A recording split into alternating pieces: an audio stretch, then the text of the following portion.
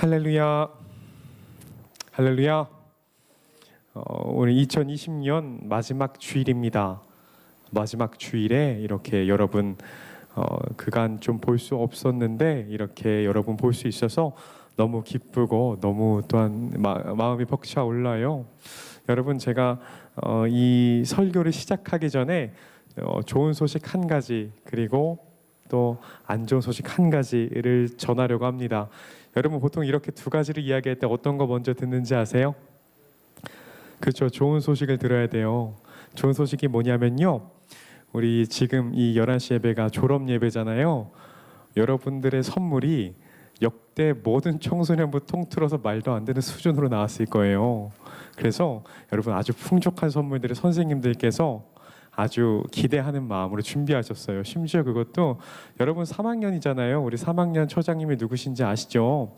우리 전순남 처장님이 학생들 더 주시고 싶으셔서 말씀하신 것들이 있어요. 그러니까 꼭 받아갈 때 감사하다고, 한 해 동안 감사했다고 이렇게 인사드리고, 여러분 선물 잘 받아가세요. 이게 좋은 소식 첫 번째입니다. 그리고 슬픈 소식 한 가지가 또 있습니다. 이 슬픈 소식 한 가지가 뭐냐면, 애석하게도 우리의 예배 가운데 설교 시간이 많이 줄었어요. 많이 줄여서 오늘은 짧게 설교를 20분 정도만 할 겁니다. 여러분, 슬픈 소식이에요. 슬픈 소식인데 표정은 슬퍼 보이진 않아요. 슬픈 소식입니다. 여러분, 더욱더 하나님 말씀을 사모하는 마음으로 나왔던 여러분의 마음 가운데 하나님께서 은혜를 이 20분간 짧은 시간이지만 충만하게 부어주시리라 믿습니다. 오늘 우리가 함께 읽을 본문은요, 시편입니다. 우리가 그동안은 마가복음 강해를 했는데 오늘은 특별합니다. 굉장히 특별한 날이기 때문이죠. 이 시편 73장부터 21절부터 28절까지 우리 함께 한 목소리로 읽어보겠습니다. 시작. 내 마음이 산란하며 내 심장이 찔렸나이다. 내가 이같이 우매 무지하니 주의 앞에 짐승이오나 내가 항상 주와 함께하니 주께서 내 오른손을 붙드셨나이다. 주의 교훈으로 나를 인도하시고 후에는 영광으로 나를 영접하시리니 하늘에서는 주 외에 누가 내게 있으리요 땅에서는 주밖에 나의 사모할 자 없나이다. 내 육체와 마음은 쇠잔하나 하나님은 내 마음의 반석이시요 영원한 분기디시라.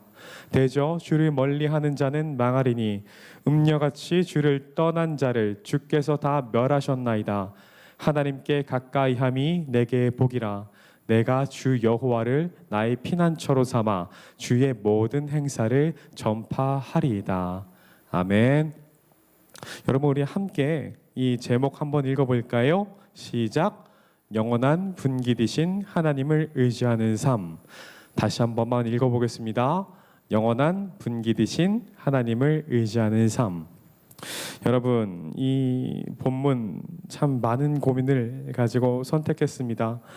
제가 중등부 온 지 지금 이제 겨우 1년 남짓 겨우 되어가고 있어요. 그 가운데 여러분께 이 마지막이면 이 말씀을 전할 기회가 한 번밖에 안 남았는데, 이때 제가 전할 수 있는 말씀은 뭐가 있을까? 여러분에게 어떤 말씀이 들어가야지 여러분에게 더욱더 은혜가 이렇게 충만하게 임할까? 여러 고민을 했습니다. 정말 많은 고민을 했는데 이 말씀이 떠올랐어요. 이 말씀은요, 대략적으로 설명하자면 우리가 살아가면서 겪을 수 있는, 직면할 수 있는, 그리고 여러분 나이대에 가장 고민할 수 있는 그런 문제라고 생각을 했어요. 그래서 시편 73편을 여러분과 함께 나누려고 오늘 본문으로 선정을 했습니다. 이 시편 본문 73편, 우리가 함께 읽었던 본문 이전의 상황을 제가 좀 말씀드려야 될 것 같아요. 그런데 그 이전에 여러분, 질문 하나 드릴게요. 시편이 총 몇 편인지 아시는 분 계십니까?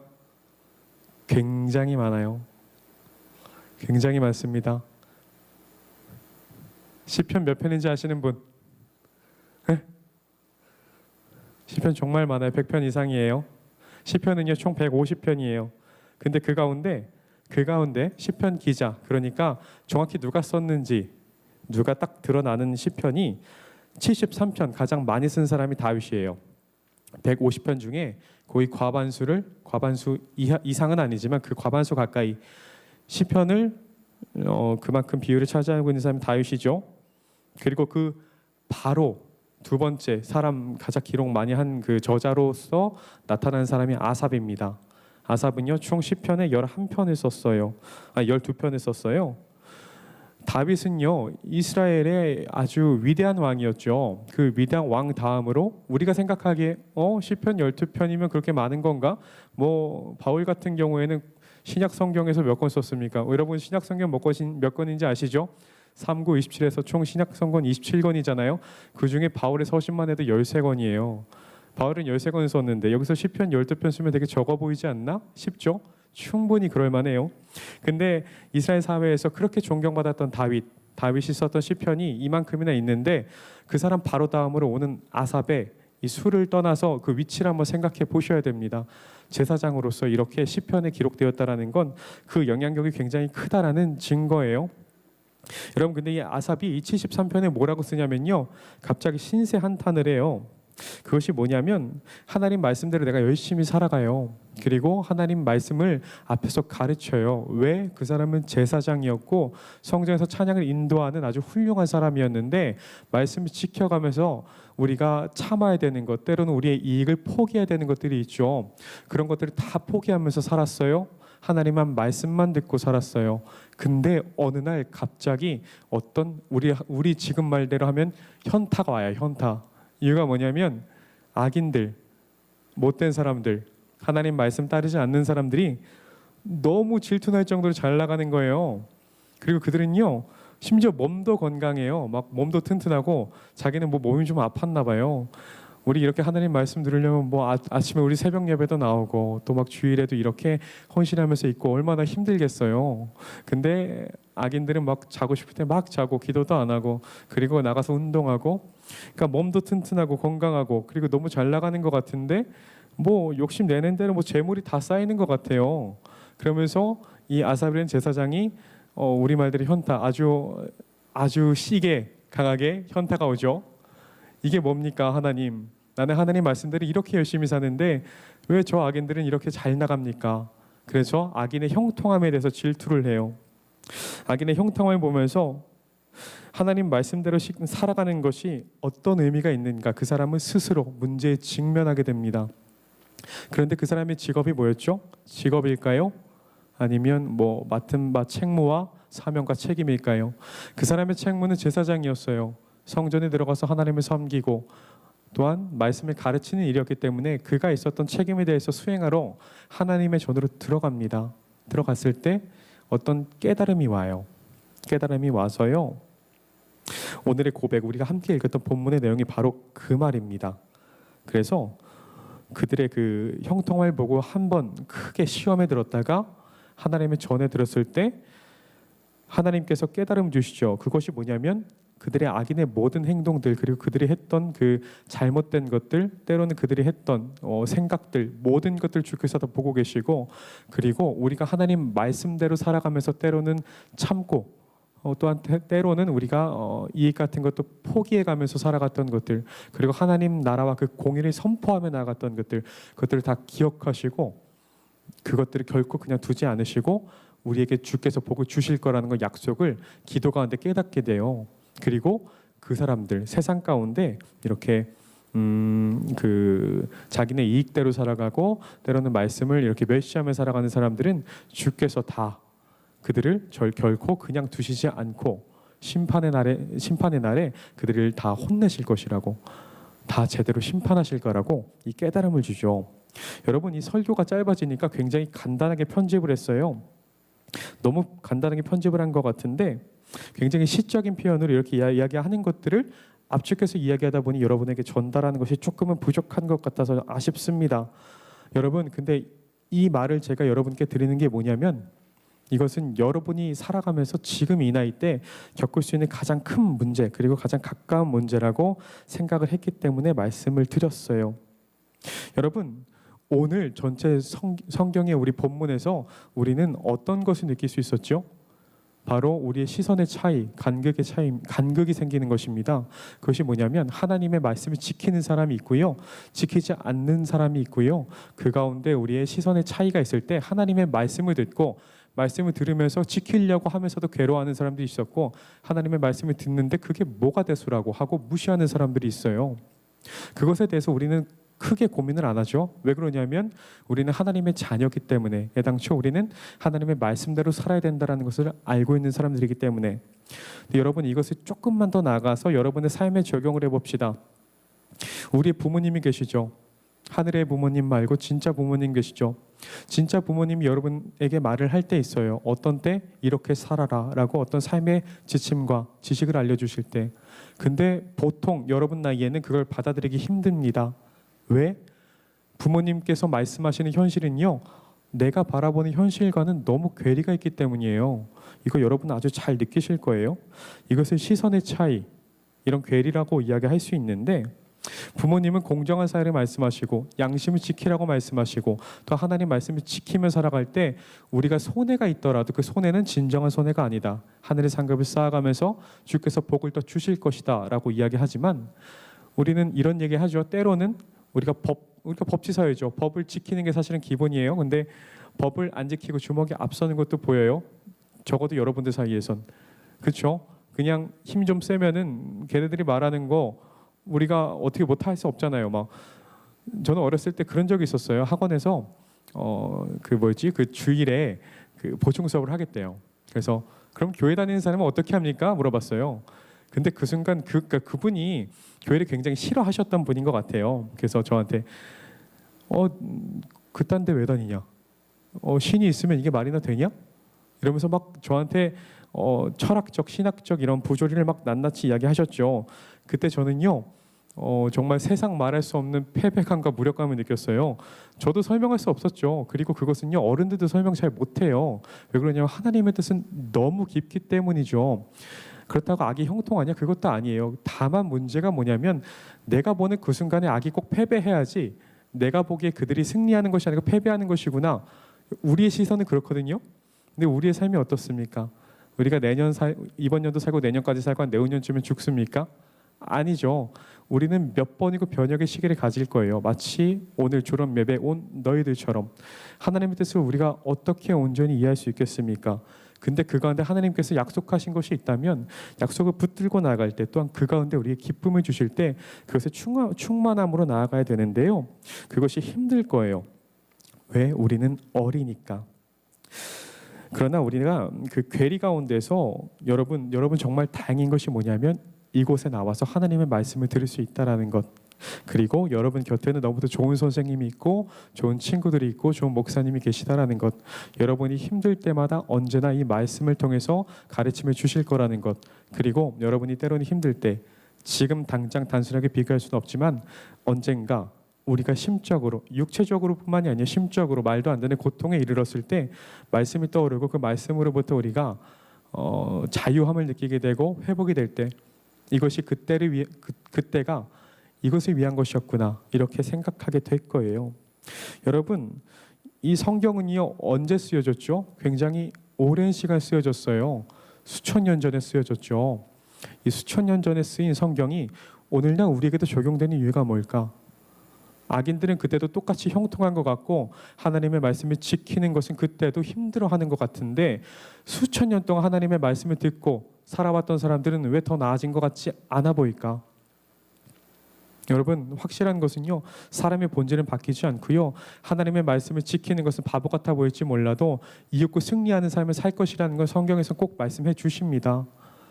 그 순간 우리가 버티는 것이 힘들다고 여러분 포기하시면 안 돼요.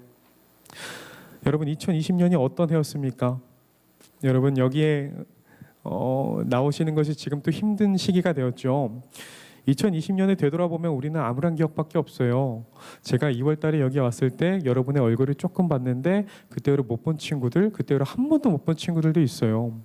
되돌아보면 암울한 기억밖에 없죠. 우리는 내년을 기획할 때, 새로운 시간을 기획할 때, 어떤 계획 가운데 있을 때 어떤 것을 가지고 합니까? 소망을 가지고 하죠. 어떤 소망? 구체적으로는 적어도 이렇게 살진 말아야겠다. 아주 구체적이죠. 우리는 그런 식으로 얘기를 해요. 그리고 이게 쌓이고 쌓이고 쌓이다 보면 이런 후회가 되죠. 아, 그때 그런 선택을 했었어야 됐는데, 그때 그런 선택을 했었어야 됐는데 하지 못한 내가 떠올라요. 그리고 더 나아가서 이렇게 삐뚤어진 채로 어른이 되면 어떤 어른은 그렇게 얘기하기도 할 거예요. 내가 그때 공부를 더 열심히 해가지고 의대를 갔어야 됐는데, 어떤 삐뚤어진 채로 성장하면, 그러니까 어른 자체가 삐뚤어진 게 아니고 그 경험이 조금 삐뚤어진 채로. 여러분들 단언컨대 뭐 제가 그렇게 긴 인생을 살지는 않았지만 여러분보다 조금 더 산 인생으로서 말할 건데, 지금 후회하고 미래 후회하고 그 후에 후회하고 후회하는 모든 사람들은요, 그때로 되돌이켜 기회를 준다 해도 똑같이 후회해요. 우리는요, 내년에 되면 또 내년에 기회가 생길 거예요. 여러분, 2020년이 힘들었을지라도 2021년은 기회가 또 생길 거예요. 우리의 삶은요, 늘 그렇게 될 것이고 하나님께서 우리를 돌봐주실 거예요. 우리가 그냥 뭐 그런 거죠. 단적인 예로 의대 못 가면 어떻습니까? 뭐 아니면 법대 못 가면 어떻습니까? 뭐 사람의 각자 역할이 있고 삶이 있는 거지. 그 가운데 하나님께서 부어주시는 은혜만 있다면 뭐가 문제겠습니까? 무엇에 목매겠습니까? 어떤 기준에 따라서 목매겠습니까? 목매고자 한다면 한도 없이 나를 힘들게 하고 올가매는 게 사회의 기준이고 사람들의 말인데, 사람들의 말만 들으면 나는 형편없는 사람 같아요. 여러분, 영화를 봅시다. 아주 지루한 영화더라도 2시간짜리 러닝타임의 영화에서 10분의 하이라이트만 뽑아내면 그거 되게 재밌어 보여요. 정말 재밌어 보이죠. 근데 그걸 2시간에 늘어놓죠. 굉장히 재미없어요. 이 영화를 재미없게 받아들인 것도 우리지만 재미없게 만드는 것도 누굴까요? 우리일 수도 있고 하나님의 뜻일 수도 있겠죠. 우리 뜻대로 살아갈 때 어떻겠습니까? 하나님 뜻대로 살아가는 또 어떻겠습니까? 세상의 말에 따라가는 것이 어떻겠습니까? 여러분, 이 중요한 시기 얼마나 중요한지 여러분은 모를 테지만 중3이 졸업한다라는 건요, 10대 인생의 가장 큰, 정말 말도 안 되게 큰 변화의 장이라고 생각하시면 돼요. 이유가 뭐냐면, 여러분 초등학교 때는 아직 머리가 덜 성장해서 아는 게 없어서 뭐 판단할 그릇이 없어요. 무언가를 판단하려면 기준이 있어야 되거든요. 기준이 없으니까 판단을 못하는 거죠. 그러니까 눈앞에 있는 것만 있다가 이제 중학생이 되면서 교복을 입고 우리가 통일된 교육을 받기 시작하고 이렇게 진학에 대한 고민을 하면서 우리는 더 깊어지게 됩니다. 1학년에서 2학년 올라가는 거, 같은 학교에서 그냥 친구들의 환경만 바뀌는 거, 그것도 변하긴 변화예요. 충분히 변하죠. 근데 그게 큰 변화는 아니에요. 2학년에서 3학년 똑같아요. 근데 3학년에서 고1로 올라간다는 건 새로운 학교, 그리고 또 누군가에겐 새로운 전공을 이렇게 선택하고 진학하는 시간이 될 거고요. 거기는 학교가 바뀌고 친구가 바뀌고 나를 둘러싼 모든 환경이 바뀔 거예요. 그리고 목적의식은 하나 있죠. 우리가 20살 성인으로서 살아갈 때 어떻게 살아가야 되는가, 그 미래를 만드는 가장 중요한 시기가 이 시기다. 어떻게 살아야 되는데 선생님들이 그렇게 말씀하시죠. 공부 열심히 해라. 이 시간이 너희의 평생을 바꿀 것이다. 중3에서 고1로 올라가는 시기 얼마나 이게 변혁이 있는 시기인지 여러분 지금 이 순간 이해하셔야 돼요. 그랬을 때 저는 한 가지 더 말씀드리고 싶어요. 여러분, 공부를 잘한다고 당연히 인생은 좋아질까요? 물론 좋아질 수도 있어요. 그러나 안 좋아질 수도 있죠. 공부를 못한다고 단순히 인생을 못 살 수 있을까요? 그건 아닌 것 같아요. 더더욱 시대는 그렇게 말하고 있습니다. 우리가 10년 전, 20년 전 부모님들 바랬던 상과 지금 여러분들이 바랬던 상, 하다못해 저만 하더라도 어렸을 때 꿈을 얘기하라면요, 저는 과학자였어요. 뭐 그렇게 했죠. 지금 뭐 과학 하지도 않고 심지어 전 문과였는데 왜 과학자를 꿈꿨는지 모르겠어요. 근데 지금 여러분 요즘의 꿈들 아이들한테 물어보면 그렇대요. 유튜버 이런 거 하고 연봉 굉장히 높죠. 유튜버는 공부 잘해야 됩니까? 아니에요. 잘 놀 줄 알고 내 의견 잘 표현할 줄 알고. 이런 기준, 사회 기준이 이렇게 바뀌어요. 계속 바뀌죠. 여러분 그러니까요. 너무 힘들어하지 마세요. 변혁 가운데 여러분을 잃지 마시라는 말이에요. 잃지 마세요. 여러분이 여러분다울 수 있을 때 하나님께서 가장 그 은혜를 충만하게 부어주시고요. 세상 가운데 빛과 소금으로 쓰실 거예요. 공부를 잘하는 거 나쁘다는 게 아니에요. 못하는 거 그것도 나쁘다는 거 아니에요. 공부에 대한 달란트를 받았고 그것을 통해서 여러분이 가장 신나게 할 수 있다면 열심히 공부하시고요. 공부가 아니라 딴 것이 뭐 있다면 그것도 열심히 하시면 돼요. 한 가지만 조건 더 추가할게요. 오늘 제목 있었죠? 제목 기억나죠? 선생님 한 번만 제목 다시 띄워주실래요? 여러분 제목 보이시죠? 이게 마지막 조건이에요. 영원한 분기지신 하나님을 의지하셔야 돼요. 여러분, 이 분기지 뭔지 아십니까? 이것만 설명드리고 제가 설교를 마칠게요. 이 분기시 뭐냐면 구약 성경에서 저희 그 하나님께서 그러니까 출애굽을 하고 하나님께서 가라고 하신 그 땅이 있었죠. 가나안 땅. 그리고 가나안 땅을 정복해요. 여호수아가. 그리고 나서 정복한 땅에 대해서 배분을 해요. 지파에 따라서. 근데 레위 지파만 땅을 못 받아요. 그리고 레위 지파는요. 그러니까 분깃은 우리가 배분된 땅을 이야기하는 거거든요. 근데 레위 지파는 땅을 못 받아요. 그리고 평생 하나님을 섬기는 일을 하게 돼요. 그리고 11지파들, 그 지파들이 번 것들을 이렇게 소산해가지고 그들이 먹이는 거죠. 레위 지파를. 그래서 그때 레위 지파는요, 그들의 책무는 그거였어요. 우리의 먹는 거 고민할 거 다 없어. 하나님만 섬기면 돼. 그리고 하나님 섬기는 것에 그들을 참여하게 시키면 돼. 이거였어요. 그래서 영원한 분깃이신 것, 하나님이 나의 그 주어진 것, 모든 삶이라는 것을 그들이 고백했던 거거든요. 오늘 시편의 73편의 말이 그거예요. 영원한 분깃이신 하나님을 의지할 때에 세상이 말하는 것들 기준 의미 없고 악인들이 형통한 거 의미 없어요. 왜 그러냐면 모든 것을 하나님께서 주관하시기 때문에, 모든 것을 주께서 다 보고 계시고 악인들은 멸망할 것이고 심판당할 것이고, 하나님 말씀대로 살아가는 것, 우리답게 살아가는 것 잃지만 않는다면 주께서 충만한 복을 임하게 하여 주실 것이라는 것. 여러분, 저는 이 짧은 설교를 통해서 굉장히 많은 것을 담으려다 보니까 조급해져서 조금 아쉬워요.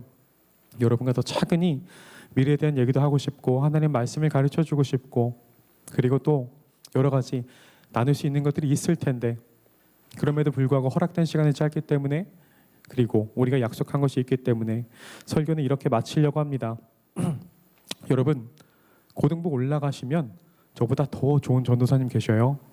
그 전도사님께 많이 배우시고 여러분들의 중심을 잃지 않았으면 좋겠습니다. 여러분들의 삶 가운데 하나님께서 항상 역사하시고, 그리고 여러분들의 선택 가운데 항상 주장하여 주시고 임재하여 주시는 하나님을 언제나 의지하고 영원한 분깃이신 하나님을 의지하는 삶을 살아가기를 간절히 소망합니다. 여러분, 함께 찬양을 하기 전에요, 우리가 오늘 본문 중에 이 두 절을 같이 한번 읽어볼 거예요. 이 두 절 한번 띄워주실까요? 오늘 본문 중에 제가 이 두 절 제가 같이 읽을 거예요. 한 목소리로 한번 읽어볼게요.